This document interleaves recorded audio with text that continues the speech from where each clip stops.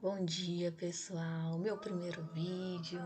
Vocês pediram e tô aqui na maior força e vontade de fazer um videozinho maneiro pra vocês conseguirem entender o conteúdo, né? Bem, nós começamos falando sobre debates. Então a gente viu como é que é feito o debate, qual é a ordem das coisas, quem fala primeiro, quem fala depois, a estrutura do debate. Depois a gente viu como tornar nossos argumentos fortes. Eu dei umas dicasinhas de critical thinking, que é tipo fazer com que vocês pensem de uma maneira mais crítica, mais direta ao ponto, que faça a pessoa acreditar que você está falando a coisa certa. E hoje a gente vai falar um pouco sobre a parte escrita da coisa. Então eu trouxe para vocês dois tipos de parágrafo. Será parágrafo porque é mais fácil para você escrever um texto menor primeiro e depois a gente pensa em uma redação de verdade, né? Então nós temos dois temas aqui: Persuasion and Argumentation. O que são esses dois temas, né? Persuasão e argumentação em português. A primeira coisa que a gente tem que saber aqui é a diferença entre as duas coisas. Então eu trouxe uma frasezinha aqui em inglês, of course, para vocês lerem. Mas o que está dizendo aqui basicamente é: os argumentos, eles vão explicar. E a persuasão é quando você faz uma pessoa acreditar no que você quer que ela acredite.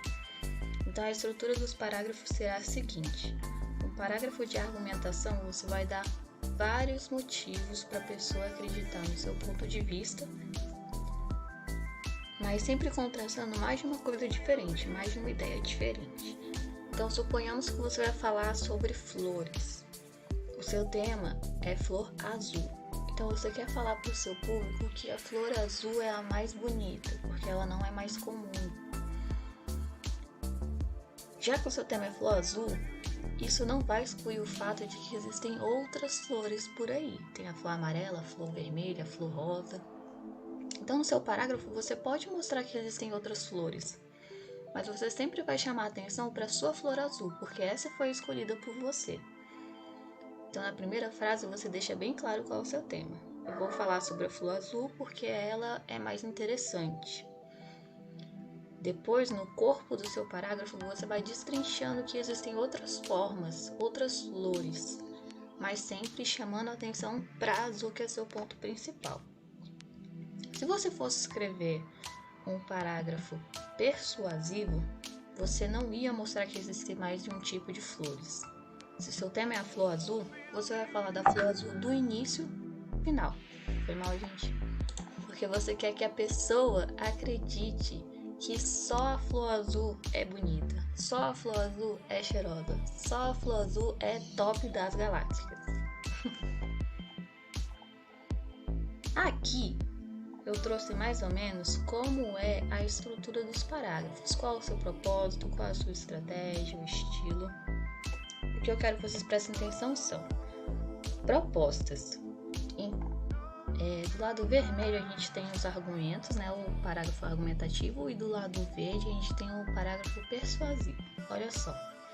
O propósito do argumentativo é informar a audiência que o seu ponto de vista merece consideração. Enquanto o persuasivo, o propósito dele é mostrar à audiência ou convencer a audiência que o seu ponto de vista deve ser adotado, somente o seu e nenhum outro. A estratégia do parágrafo argumentativo: apresentar a informação de mais de um lado, de dois lados ou de vários lados de um problema. Enquanto o parágrafo persuasivo é mostrar e informar opiniões de um lado só. Isso é interessante. Então, sempre no parágrafo argumentativo, você vai mostrar que existe mais de um lado diferente, mas de uma forma convincente que o seu é o melhor.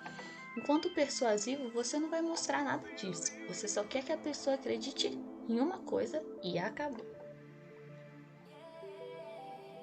Aqui abaixo eu trouxe 2 estilos diferentes. Esses parágrafos eu escrevi rapidinho só para vocês verem a diferença.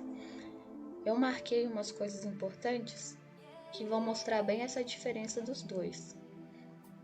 O primeiro parágrafo, ele é argumentativo. Então aqui, ó, vou falar sobre gatos e cachorros, tá aqui em cima.